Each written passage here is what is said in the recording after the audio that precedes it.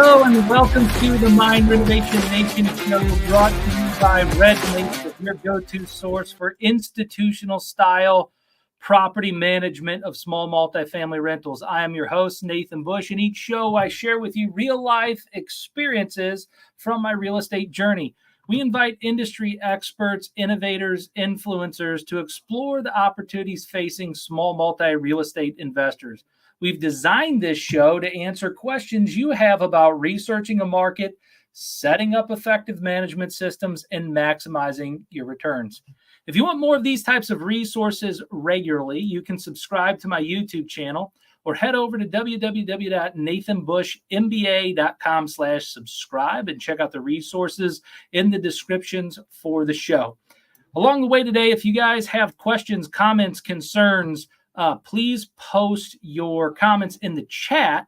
I have got an amazing show lined up for you today. I have got the one and only David Howe, my business partner, with us, and he's going to be sharing with you our journey to 1,000 tenants. But before we do that, I just want to take a time to tell you a quick story. This story is so good.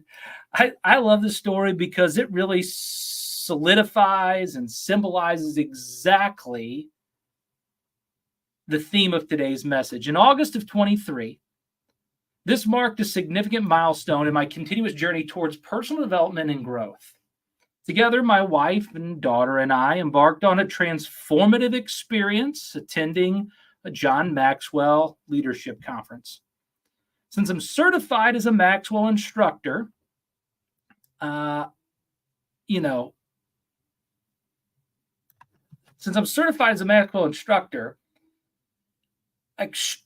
spend some time studying and reviewing and achieving a lot of this John Maxwell work. And at this event, we were learning from different influential leaders in the community. The event was some of the most brilliant leadership minds in the country. And they were emphasizing all day the importance of mindset, and this mindset that encourages you to continue on with self-development and self-growth. Julie Flint was there.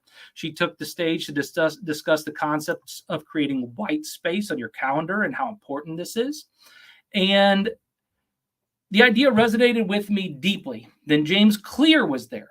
He's a renowned author, and he wrote the book Atomic Habits, and he talked about the invaluable ability to build these atomic habits, little small habits in your life that lead to big results in the long term.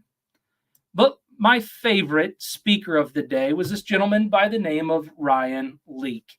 And he had this entire speech on chasing failure. And this speech truly struck a chord with me. See, chasing failure was a reflection of persistence. As the event settled, my family and I were debriefing from the conference over dinner, and we were reflecting on these lessons that I learned throughout the day. My wife, the brilliant co-author of thecoinsystem.com, and my partner in life began sharing her thoughts. She said, her eyes sparkling with excitement, the speaker that spoke about failure reminded me so much of you, honey. And I thought to myself, whoa. Wait a minute. I got to probe into this and dig a little bit deeper. And at first glance, the statement might seem like a critique. But knowing the context of this speech was actually one of the most profound compliments I had ever received from my own wife. See, Ryan Leake's work on chasing failure isn't about glorifying defeat.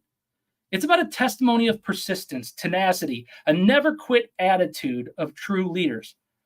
This conference wasn't just a platform for learning. It was a minor reflection on aspirations, strengths, areas of growth. In the pursuit of excellence, we must recognize that failure is not an end, but a stepping stone towards our success. See, our dreams are always within reach, even when they seem impossible. All it takes is a little courage to chase them, a little wisdom to help you through them, and persistence to never give up. I hope this experience that I had inspires some of you as much as it inspired me. And it helps you to continue to learn and grow and invest in real estate. And with that said, I'd like to bring up my friend, business partner to the stage, Dave Howe. Dave, we have been friends since we've known each other a real long time. In fact, we all the way back and played on the same volleyball team. Yep. So, yeah, thanks for having me, Nathan. I'm glad to be here. It's probably a pretty rare event. I don't typically do this kind of stuff. I'm more behind the scenes kind of guy. So, hopefully, your audience will bear with me through that. but Well, Dave, at the end, you know that's an important piece to all of this, and that's one of the reasons why you and I discussed why I wanted to have you on one program to share with everybody kind of the muscle, the persistence, the determination behind red maples. You know, I'd like to start off the very beginning of your real estate journey. I'd like you to think back when we first started talking about real estate. I mean, I remember I used to, when I was a kid, my dad used to take me downtown and we would walk past these big buildings on the way to like a Cardinals game or a Blues game. hmm Back yep. Blues were at the barn. And I used to think to myself, oh, I'm going to own that building one day. Oh, I'm going to own that building one day. And fast forward in my life, when I got into high school, that's when I think I read for the first time Rich Dad Poor Dad by Robert Kiyosaki. And I had this like ambition. I was going to start companies and take on the world and own all this real estate. And, then life happens and things get in the way. And so that's kind of my start at real estate and how I kind of got fascinated with it. But how did you get involved in real estate? What was your first endeavors? Yeah, so not too different. I don't think I've read the aspirations of owning the buildings downtown. That's probably a little outside of my reach at the time, but I had a similar concept. I went to college not knowing what I wanted to do. I started studying a bunch of stuff, and then finally in my junior year, I read Rich Dad Poor Dad, and just like a lot of other investors and real estate people, they that's where they get started. It kind of conveys that message that it is possible. Um, it really opened my eyes to allowing me to see that I could kind of write my own ticket, if that made sense. And so I followed a similar path to him. I wanted to get into real estate, so I said, let me figure out how to learn how to do this. So I through a few different hoops. I mean, I exited college right as we were going into the Great Recession or whatever it was called in 2008, and it really took a little bit for me to get some traction and wheels underneath me with things. Because of that, but I went to work for apartment communities, learning how to make readies and turns, and learning how to collect rent, do all those kinds of things. Um, Prior to that, I'd even bought a house, and before house hacking was a thing, I was house hacking in college. I moved a person into a house with me and rented out one room, and then did that for like 6 months. And then I moved out, rented out the whole thing, and just kind of went from there as far as building my own portfolio of homes. You know, But that's interesting because I've known you for so long. I'm going to stop you and pause there because there was a time where not only did you have this house in Kirksville shortly after whenever you finally graduated from college, but you were living in St. Charles, Missouri, driving to Kirksville to turn the house or collect yeah, rent or do all this. Tell us a little bit about that time where you were working at the correctional facility still part time in Kirksville and also working in St. Charles. Tell us about that time of your life. yeah. So that was right after I'd graduated, and there weren't. I mean, there were jobs, but they weren't paying anything, and I was trying to figure out how to start climbing out of student loan debt and all those kinds of things. And so I was working literally 7 days a week, almost 20 hours a day. I would work turn crew at the apartment, then I would go work at a restaurant at night, Monday through Thursday. Friday nights, I would drive to Kirksville. I would work 20 hours on the weekend at a juvenile detention center. And then I would drive back Sunday night to do it all over again Monday morning. That was a very intense period of time for me. Just trying, but like I said, I was trying to get traction on anything that I could. And so during that time, I was also long distance landlording, if you will. I was residing in the St. Louis area, but I had this house that was up there that I was self managing and doing all the things on. So there would be times where I would take a weekend and go do a bunch of work, or I'd take a week off from two of my jobs to go do a bunch of work to get it ready for another tenant or something like that. And just trying to kind of figure it out as a starting investor, if you will.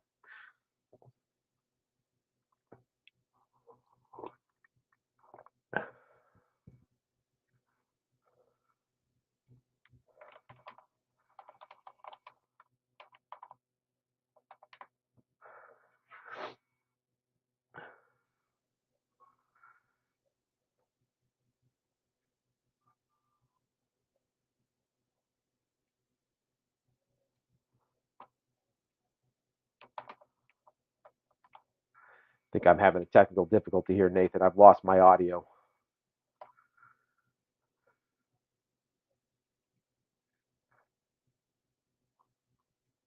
Country looking for traveling the country, actually working for large real estate institutional style programs. Is that correct? Sorry, I missed part of that question. Can you ask it one more time? Yeah. So there was a part of your real estate journey, your employment career, where you Hmm. were traveling the country working for large real estate owners groups that Yeah. had large sums of assets that had kind of mastered this whole thought process of property management within reason. Tell us a little bit about that. So yeah, fast forward about 10 years after I kind of got my start after college, and I was working for organizations representing institutional investors, so big hedge funds, banks, teacher retirement associations, things along those lines. And they were dumping capital into the SFR markets, is what they were doing. And so, yeah, you and I even worked at some of the same organizations at that point in time. So our paths and our stories cross and align there a little bit. But it was, I mean, markets throughout the Midwest. So St. Louis, Kansas City, Indianapolis, all the way down to Houston. They were knocking on the door, going into the Minnesota areas, kind of looking at those types of things. But it was acquiring, renovating, leasing, and then managing those assets to the tune of 5,000 plus doors. So it was a rapid period of growth for organizations. And it definitely felt like drinking from the fire hydrant at times, but it was fun. There was definitely a lot of learning going on there as well.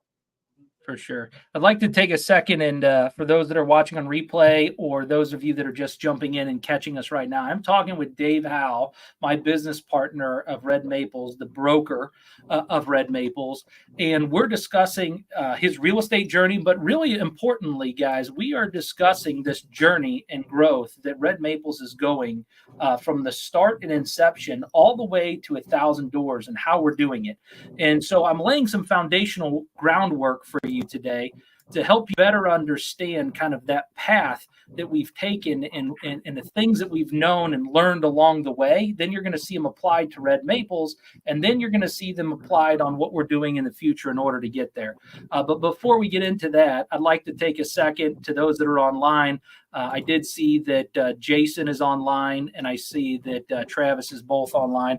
I see a couple of you online too as well. If you're online watching today, make sure you share in the comments so that I know that you're here. Share your name and where you're from, especially if you're new. That will help us out so I can make sure that you're included in the conversation. First and foremost, I'd like to say thank you to Travis and Jason for being loyal and watching the show on a regular basis. If you guys have questions, make sure you reach out and plug those questions in the comments. This is a great opportunity and time for you to ask questions about Red Maples, ask questions of me, Dave. Happy to help you. But in the meantime, we're going to jump back into the story. So, Dave, we've now talked about your history. We talked about that first real estate asset. What did it mean to you to buy that first piece of property? Like, what were your thoughts when you first bought that? Um, I mean, so my first thoughts were that I was really starting to carve out my own niche. I was starting to write my own ticket with things, which was always very important to me. I didn't know how important as I was going through high school and college. I really thought I had an entrepreneurial bug. But as I start being able to have that control, is what I found exciting, was being able to call the shots. That was helpful. It was also nice to be, I guess, reliant on my own abilities to perform. And so this was before I understood how much a team matters and that you need help with things and whatnot. But it was about being able to kind of just pull myself up by bootstraps. That was a great learning opportunity for me as part of the process to getting through to where we are today, and knowing that sometimes you just make it happen. So. Yeah. So now let's fast forward. So you've traveled the country, you've learned from some of the largest apartment communities. You have worked for institutional style property owners and assets that were vertically integrated, buying properties all the way from Texas to Iowa, all throughout the Midwest and managing. And now you have you had this first piece of real estate. When did you buy your second piece of real estate? So I didn't buy my second piece of real estate until about 10 years, or maybe even a little bit more took after the first one. Um, I mean, life goes on, life happens, and all this kind of stuff, and you're figuring out careers and whatnot. But it actually wasn't until after my wife and I got married that we kind of settled into, we definitely wanted to be in real estate and be an investor as a couple to start acquiring assets again. So we started off acquiring our multifamily, and we've had that one now coming up on 8 years or 9 years, sorry, I believe. Yeah. So, So you buy that property, you're still working for other organizations, you have hmm that going on, and then you buy your next property. hmm yep. So that was So about 2 years later, we bought the next one. And then we've kind of averaged that 2 year cadence. And we're starting to accelerate that now as we get some growth and team behind us that we're able to actually bring on more properties and more assets. yeah, so I don't want to make today's show about the acquisition of doors because there's plenty of guests that we have about the acquisition of doors, and we're going to talk and share with the audience in a couple of future shows people who are lightning fast acquiring assets. But this all laid the foundation for you working for management companies, buying your own real estate. This all laid the foundation for you to get the idea to open a management company.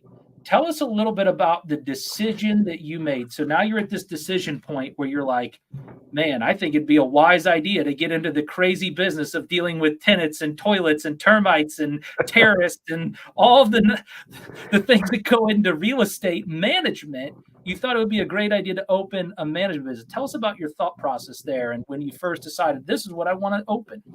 Yeah, so it actually goes back to the initial part of my career where I decided I wanted to be in property management at all. Um, it was an aspect of being in real estate investing that I knew was critical. I mean, the management piece of the investment team is part of the linchpin, right? You got to have a good agent or a good acquisitions team, however you set it up. You got to have good contractors that handle rehabs and construction. You got to have capital partners as well, but you have to have a management entity, whether that's a third party management entity like Red Maples offers for our clients, or it's a self management entity. It's required. So I knew that that would be a linchpin, but I also knew that not a lot of people wanted to do it. And so everybody else was, oh yeah, I want to be the capital partner, or I want to be the contractor, or I want to be the guy finding the deals. And so I knew there was some space there. So that's part of the part was attracted to me. Um, but I also knew it was a challenging space. And as somebody who thrives on problem solving, I guess maybe is one way to put it. I knew that it would never be boring. And that was one of the things that going through high school and college, I just like couldn't imagine myself sitting at a desk punching a keyboard all day. So being able to be in that day to day differing challenges, opportunities was huge. And as I worked for, back to your question, I'm not, I am on point. I'll get there. Back to your question, as I worked for these large clients and even started gaining experience with small mom and pop type investors and owning my own assets, I realized that I had two sides of the coin. I could understand the investor's viewpoint, the property owner's viewpoint, when they were talking about how the finances worked and what they were trying to accomplish and what their objective was, because I also owned real estate. But I also understood how I could push numbers and push results for them, having worked with much larger organizations, and what actually made a difference, right? Why is making that specific repair or making or having that specific requirement in your leasing process important? That is where I feel like the two started to coalesce and come together, and then say, okay, I think I we can offer a service that will differentiate from what's currently out there, right? If, and you and I have talked about this a lot, so I'm probably making some assumptions that the audience isn't aware of. So help me out with that. But that's the part that I see, is being able to see both sides of that and being able to bring the experience that the big companies have to the small multifamily space. Yeah. You know, because I'm a business partner of yours, I can put you on the spot and ask you some tougher questions that a lot of people probably want to know, but they won't. They've never asked us before. And that is, I guess the first way I would ask this question is, what makes you and I different? Like, we came together as business partners. We can talk about that part of our business, but what makes you and I so different but good at working together? Yin and yang, but on the same team, working towards a common goal. Mhm. What makes us so different? So, I mean, I think for us as a partnership, the big thing is we do complement our strengths. So we have very different skill sets that we bring together that we've been able to figure out how to merge and tap into. But I think it also comes down to we share common core values, right? Doing things the right way, having transparency. Those types of things are uniting for us, and we agree to operate from that standpoint. And that's what we look for and ask for from our clients as well. Is that they want to do the right thing, that they want to have transparency in what's going on, and they're not trying to how do you say it? Trick 'em, rick 'em, rack 'em, or whatever. Rick 'em, trigger rack 'em. There Yeah. you go. Yeah. So that I think that's what it comes down to is we have those common alignments, but we're able to bring our individual strengths to it. Yeah. So if you guys are watching this on replay or you're watching this for the jumping on right now at the first time, I've noticed the view count that is starting to spike. So I just want to make sure that I reference what's going on. I'm talking with Dave Howe. He's a business partner at Red Maples, and we're talking about our journey, our growth to 1,000 tenants. And so you're learning all about the backstory of what makes us tick, what's different about us, how we're able to work together so well, united through common values, and we're talking all about kind of some insights inside the business. And so I want to start, some of the tough questions that's on this journey to 1,000 doors. Dave, we've made some mistakes. We're not perfect people. We've learned from those mistakes. What are some mistakes that you have experienced within owning your own business from the very beginning? Like when you first started, not today, not mistakes that have been made now, but Mhm. what are some things that happened when we first got started that you would say, man, that was a major learning lesson for me? I mean, the big ones that stick out are hiring decisions and working out when to bring in team members, when is the right time to hire. How do you make that jump? Um, in a lot of ways, just in a general entrepreneurial standpoint, it's a scary decision to bring someone else in your organization, accept responsibility for providing for their family, ensuring that they're going to get paid at the end of the week or 2 weeks, whatever you're using, and then also recognizing that you're not just going to lose your bottom line because of it. And that brings us a whole other world of challenges: training, process, procedure. How do we have things outlined? I mean, I've gone through trainings with new team members, and I realized our process on this is awful, and I need to go through and I need to rebuild this process so that it works better. And I didn't realize that it was that bad when I was doing it myself because I knew all of the bells and whistles and all the ins and outs. But when I tried to hand it off to somebody, that's when I had that realization and I understood, oh, we need to be even more dialed in on what's going on here in order to create the scale that we're looking for. Other issues Hold that on we one second before you finish that answer, because I yeah. want to jump in here. Most people that when you say you had to revamp a process and whatever, most people understand that intuitively. They get that and understand, okay, I had to rebuild this process. I had to go and set up something so that somebody else could follow it. But what people don't understand about Dave that I know that's it kind of integral that I think makes this important for this conversation is that Dave, our processes that were quote unquote bad to hand off to another person, even at the start, they were processes that we had built at other organizations that we knew the process. We were maybe adapting it to a new specific software or not, but Mhm. we put checklists, procedures, processes in place from the very beginning of our business. And why is it that you use checklists so much in your building of a process? And then we can get more into that conversation about fixing the process and the early mistakes we were talking about. Well, why is it that you use checklists so much in your building of processes? Yeah, so this isn't directly related, but when I was growing up, I learned that it was actually Einstein, I believe, that he said something to the effect of, "Why remember what you can look up?" And the idea was that it's not about just memorizing random bits of information; it's about having your brain free to be able to do critical thinking and then you can reference back to facts and figures as needed. And so in our business and then throughout my career, I've translated that into we build checklists or we build written procedurals because I want the actual, call it administrative work piece of it to be less about having it stuck in your head because that's not duplicatable.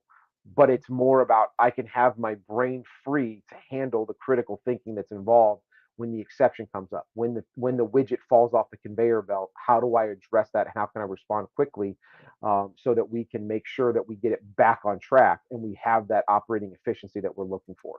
So the reason for the checklist is because I don't want either myself or other team members in our organization spending their time remembering, oh, did I do all of those things? No, there's a checklist to follow. Just do that. Use your critical thinking skills for more important, higher, best use tasks. Yeah. Yeah. So, hi, Rihanna. I wanted to say hi to you and Jeremy, both you guys, for sharing online. If you're watching right now, go ahead and put your name and where you're from in the comments. That will be better for when you ask questions in the future, so I know who you are. Okay. So, with that said, if you have questions, go ahead and type them into the chat. Dave or myself for Red Maples, we'd be happy to answer those questions for you. And before I go too much further, I want to make sure I take a second and thank our first sponsor of the show, BBC Global Services. Looks like my slide got messed up. Dave will correct me later for that.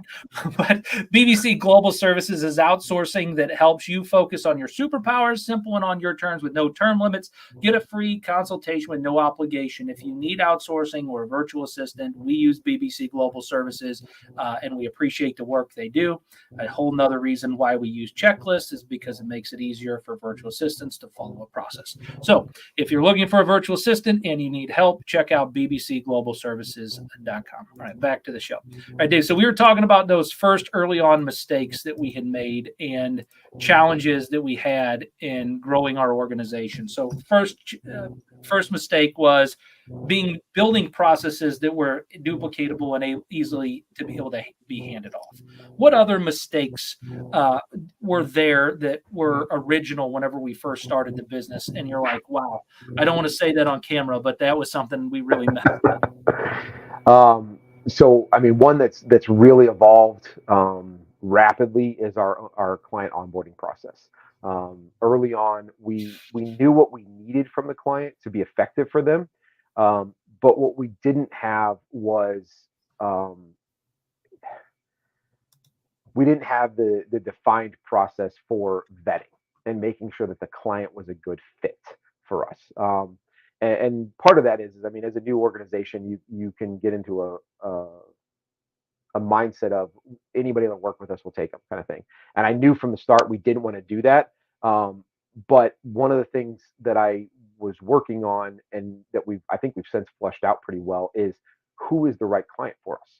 And that is something that we've had a couple clients that we've taken on that probably didn't get the right start that they should have, either because we didn't vet them properly and I guess set expectations would be the right way to do it for them, or they were they were not aligned the same way that we were with the objectives and goals for the assets that they were asking us to manage for them. So I would say that was a mistake on our part. For my audience, that's to say these are a bunch of bozo idiot clients that we should have fired a long time ago. So Dave's saying it politically correct, but I'm on YouTube and I'm the one on the social media account, so I can say it. They were morons. Like I can't for the life of me understand why we even put up with any of it. But all right, back to the onboarding process, Dave. So I would say that was one. But I mean, that in a lot of ways that's learning who you are as an organization and knowing where you want to be and the people that you want to go along with. I mean, I was recently at an event where they were talking about aligning strategic partners, and that's how we view our clients is they're strategic partners in the process, and we are coming alongside them to be the strategic management entity of their investing in real estate business. And so making sure that we have good alignment around that is hyper critical. And again, that was one of the mistakes that we made is we didn't have that process fully flushed out. Again, we knew what we needed as far as the documentation and the checklist and all that kind of stuff to be effective for the client, but it was making sure that those goals were truly aligned. And I mean, I've heard other organizations, they talk about this from an employee standpoint, right? I mean, Ramsey's huge on his culture and his hiring process and all that kind of stuff. And they just don't allow people in the building that don't pass the test, right? So if we have, we're having that same process and thought um, method around our clients. We want them to be in alignment with us, with our core values, with the objectives that we're trying to accomplish. It's not to say that what they're doing is wrong. It's just not in the same vein that we're working on as our organization grows. So think back to when we first started Red Maples. Uh, Actually, prior to being Red Maples, you had an organization that was Red Silver Mm-hmm. that you started on this property management journey. Think back to Red Silver. How long did it take you to go from like 0 to your first 10 clients, 10 units, 10 tenants? Yeah. So, I mean, it was probably 5 years. It was, I mean, so it was one of those where I was still working for other organizations. So my primary focus was on somebody else's daily objectives as a W-2 for them. But I would have people from time to time come to me and say, "Hey, I know you're in this space. Would you help me out with this?" And I would say, "Yeah, sure, I can take this on." And so it wasn't really trying to actively grow a management organization. It just wasn't part of what I was working on at the time. But so it took, I would say it took a long time. And yeah, we were operating under a different organization at that point in time. And we decided that when we were going to really launch and go into the space and actively grow, we wanted to do a little bit of a rebrand. So we went ahead and pulled the trigger on that before we got too far down the road, to make sure that we had good foundation for it. Um, and then that was another reason. I mean, just to be frank, that's where you came in. Is your skill set really aligns with um, doing that business development side of things, um, which is why you're the guy on here every week and not me. So, because I'm doing the other stuff, and that's really where my wheelhouse is. Um, and so I think that going back to aligning our partnership, tapping into those strengths, it allows us to focus where we need to be so that we can grow into that. But I would say, I mean, it took 5 years to get to 10 doors, and then it took another 5 years to get to, I don't know, it was like 45 or 50 doors. And then from there, it just kind of took off. And that was where we decided to actually put our heads together and start cranking some things out. Yeah. For So, those of you that don't know, on March 30th, I have got this is the proof of my new book. But on March 30th, we are holding a seminar on the Caesar method, and we're going to be demonstrating and sharing how things took off at Red Maples and the process that I use in order to scale and help grow organizations, whether it's been for myself or for other people. So, just if you're going to be available on March 30th, reach out to me, DM me, and I'll be happy to get you a link so you can get registered for the Caesar Method workshop. That's my new book that I have coming out here very, very shortly. For those of you that have been following me online, don't forget, I do have a book, Small Multifamily Mastery. That book will come out. It was just bad. And one of the things you're going to find out about Dave and myself is we don't put out garbage work. And so once the book is finished and it's flushed out, the Small Multifamily Mastery book will be released for you guys. But I am going to be releasing this book, The Caesar Method, which is my growth strategy, my approach on how I grow and scale organizations. In fact, it says the subtitle is Achieve Rapid Strategic Growth with this 6-step process. So if you'd like to learn how to achieve that rapid style growth, just reach out to me, DM me, and I will make sure that you get access to RSVP for the Caesar Method. If you're local in St. Louis, there's no reason to fly on a plane right now to come see me. But if you're local here in St. Louis and you'd like to learn how to do some of this stuff, I'll be happy to help you out. All right, now back to your story, Dave. So you are now starting to put pieces in place. And I'm going to put some of these pieces up on the board. We just achieved Red Maples. We got to the Red Maples aspect and the launch of Red Maples and 40, 50 doors, wherever it was that we started. And I have up on the screen for people that are watching all of the software programs that we've invested in as an organization in order to help us continue to grow and scale.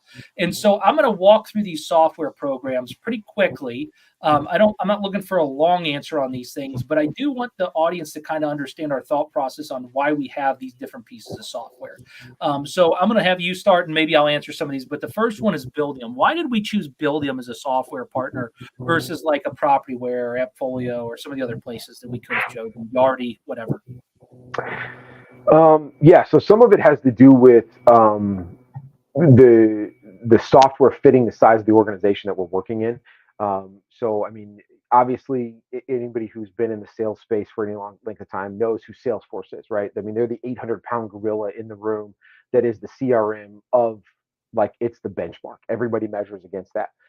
But if you're starting out, I mean, just being frank, the bill that you're going to get from Salesforce is going to be really tough to stomach as a solopreneur, maybe one or two people in your organization kind of deal.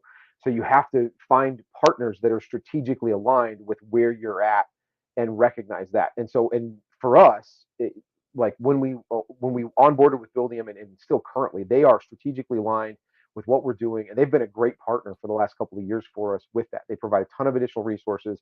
They're continuing to grow and offer additional resources. I was just on a call with them recently about adding an additional resource to better serve our tenant base, and provide some additional resources to them. And so that is why we ended up going with Buildium, is that they were very much at the same place that we were and headed in the same direction. And so again, it goes back to the alignment. Yeah. So just curiosity, because it's me. Okay. What's the resource that we're looking to add for our tenants? Yeah. So it's a maintenance contact center. So we recently changed our phone system over, to better serve our clients and our tenants. And then as part of that, we're adding this additional maintenance contact center to provide additional call support.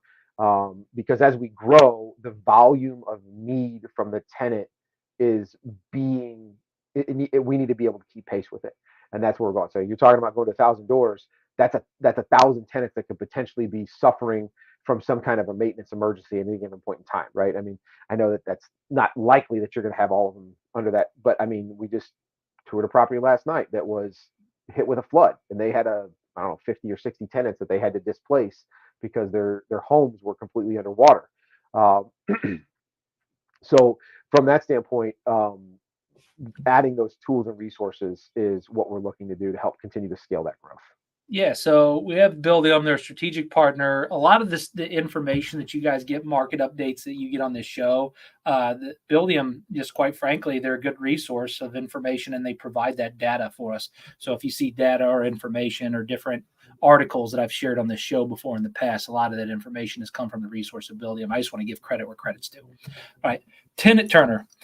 Tenant Turner. We decided to partner with Tenant Turner as another piece of software that we use. Why did you choose Tenant Turner as the software platform for leasing?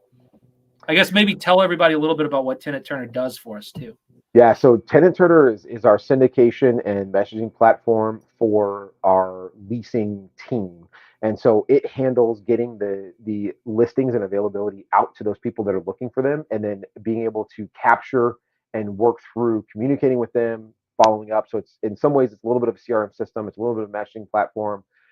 It's got some technology back into it. So the reason that we opted to go with it is that it has features that allow us to follow the processes and procedures that we already have in place.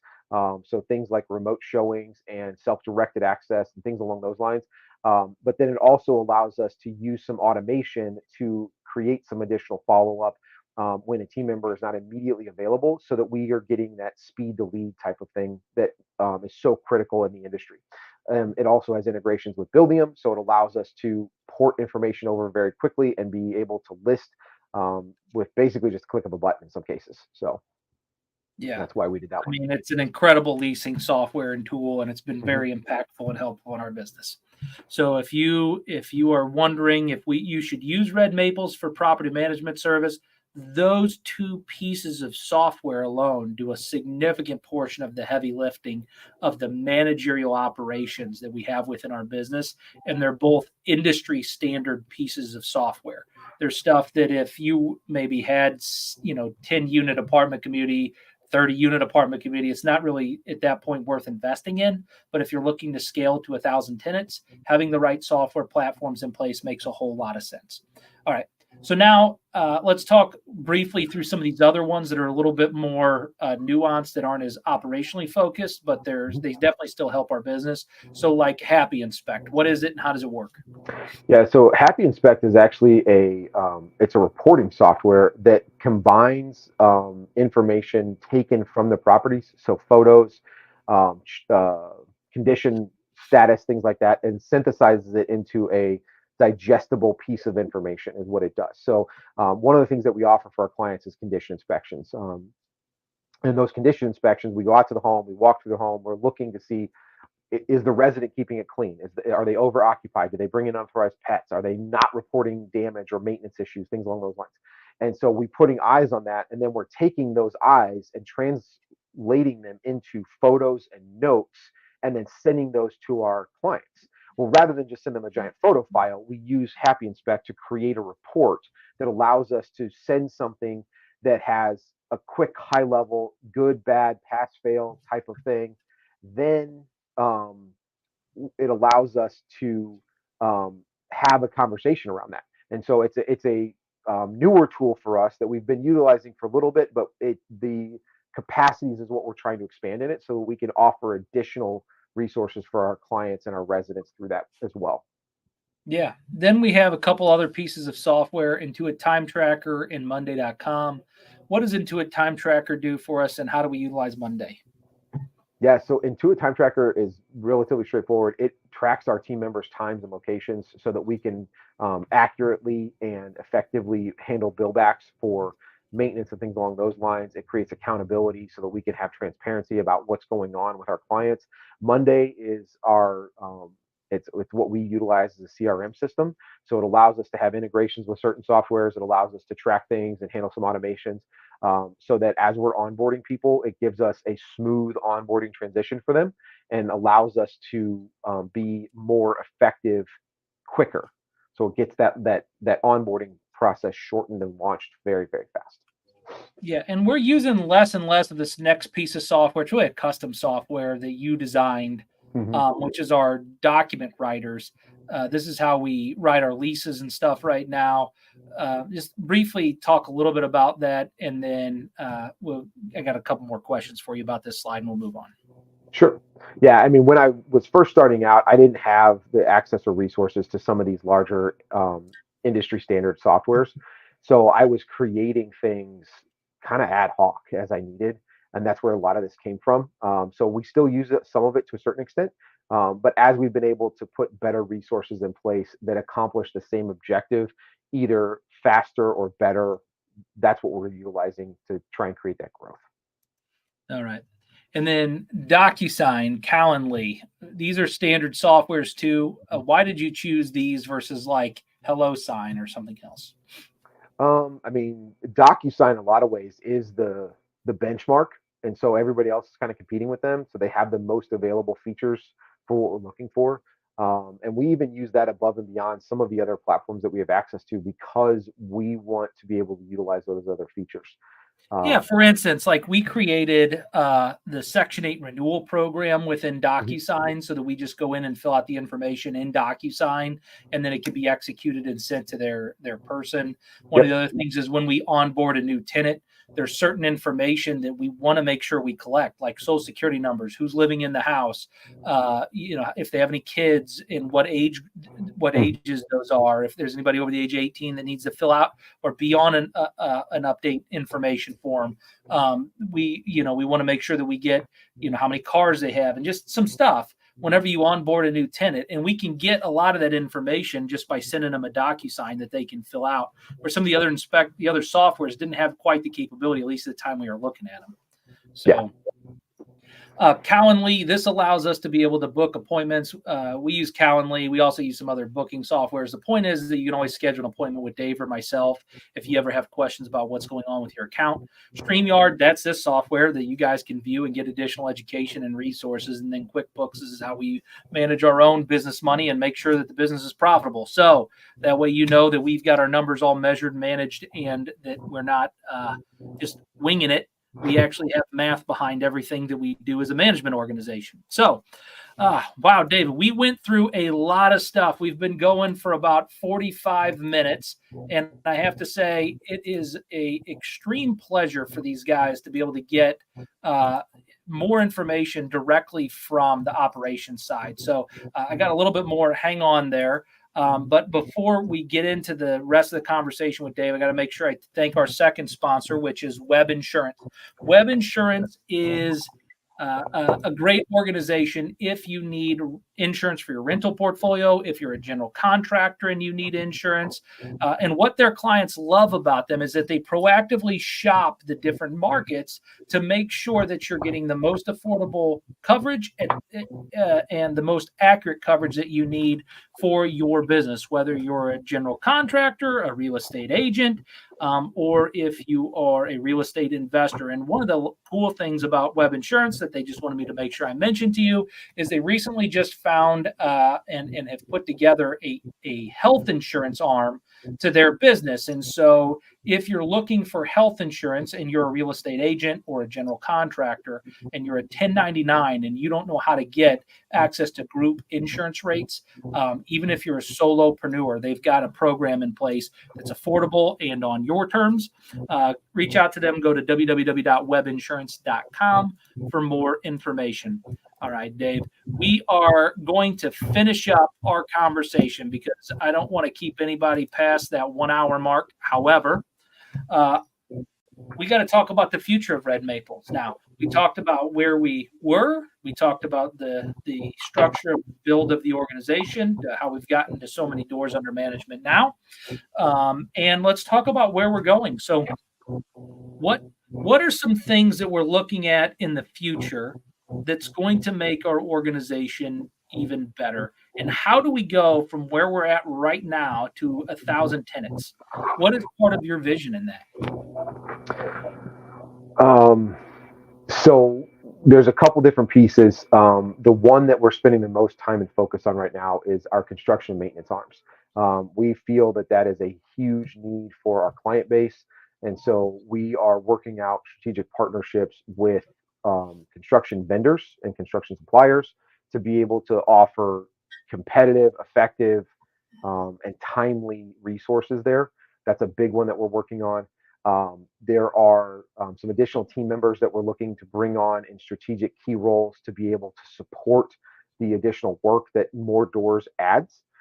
That's another big one that we're working on. And then as we move down the path, we have plans to be in the call it fund management space where we can have people passively invest with us in assets that we are internally cultivating, allowing them to receive the benefits and rewards of real estate investing without necessarily all the headaches and everything that go along with that. And part of what we want to bring to that is our strategic industry knowledge that you and I both have backgrounds in with that institutional investor and knowing how to make those work and be profitable. So that's something that we're actively setting up and working on as well, trying to get that ironed out and working in that direction. And then those will become what we will term as owned assets that we are partners in both financially and as a management entity. So those are the two major things right now. And I do think that'll take us to 1,000 doors minimum, and that'll probably be just in the St. Louis market, and we'll probably look at some other markets as we grow and stretch into that to be able to achieve our end goals.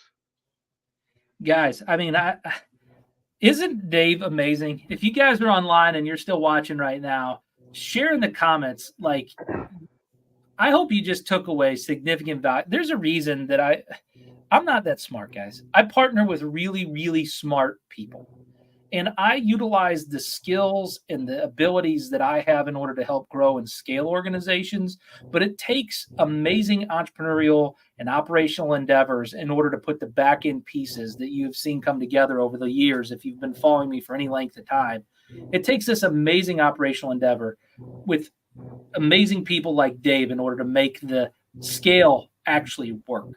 And so, if you're looking for an organization that can help you achieve your real estate goals and double digit returns in small multifamily real estate, I highly, highly, highly, not just because I am partners in the organization, but I highly encourage you to head on over to www.red-maples.com/assessment and fill out the information so we can get the portfolio assessment started and look to see how we can partner and help you achieve double digit returns. Sometimes that means that your equity is not structured properly within all of your assets. Sometimes it means that you're over leveraged in some areas and we need to redistribute some of that leverage. Sometimes that means that you're overpaying for maintenance service, or you're overpaying for management service, or you're underpaying for management service and your management team doesn't have enough resources.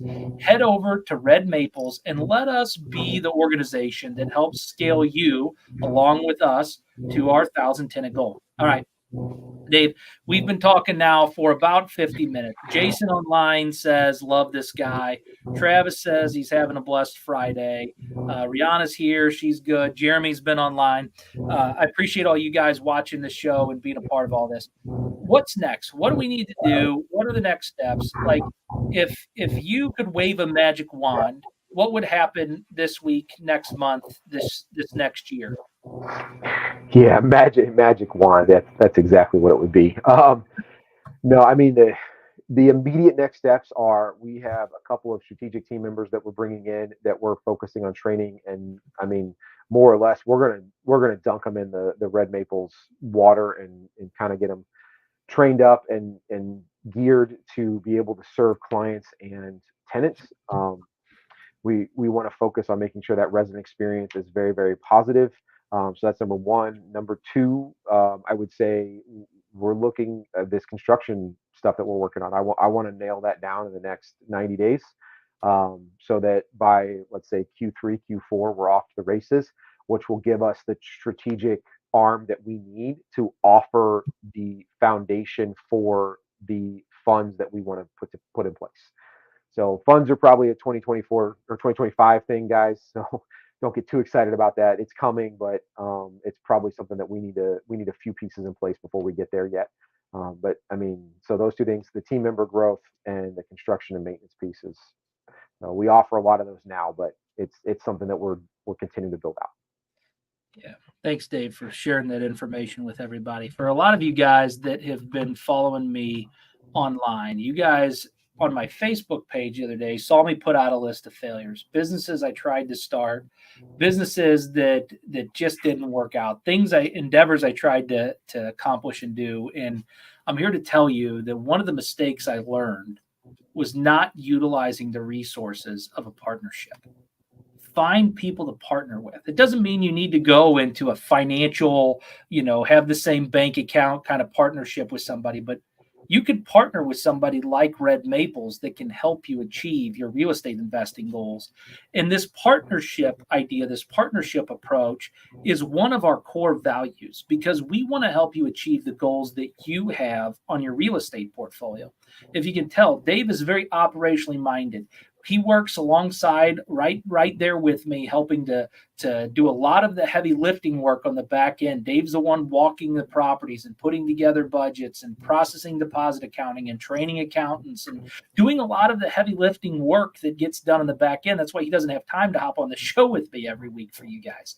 However, on the flip side of it, the partnership that works out well is that the marketing, the leasing, the sales, the scalability, the growth, the structure, these types of things are, opportunities for Dave to share in the resource that I have and the skills that I have in order to grow and scale what he has as a vision for Red Maples.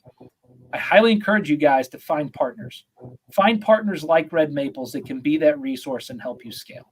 It doesn't necessarily mean that your partner always has to have equity in your transaction, but your partner needs to be somebody that you can trust, that your values align, that you have similar ideas and goals and ambitions. And when that's the case, don't ever let that partnership go. Like I said, I've been friends with this guy since high school. We've had similar thought processes and similar values for a real long time. And so if you would like to partner with an organization that cares about you and your goals, reach out to Red Maples. All right, Dave, any last words before we finish up this show that you'd like to share with everybody in regards to Red Maples and where you've been, where you're at, and where you're going? I think the only two things I would say is number one, thanks for including me. I know, like I said, I'm really not the frontline kind of guy on things. I'm more in the background.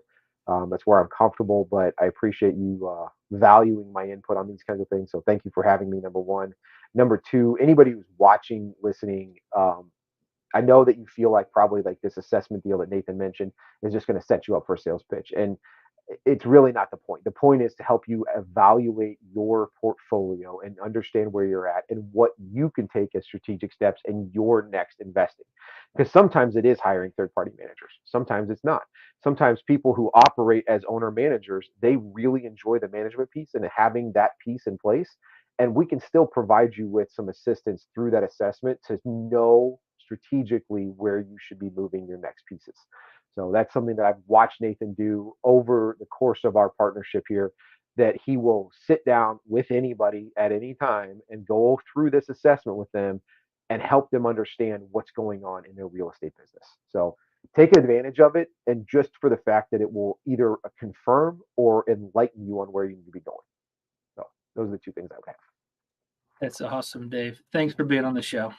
You bet.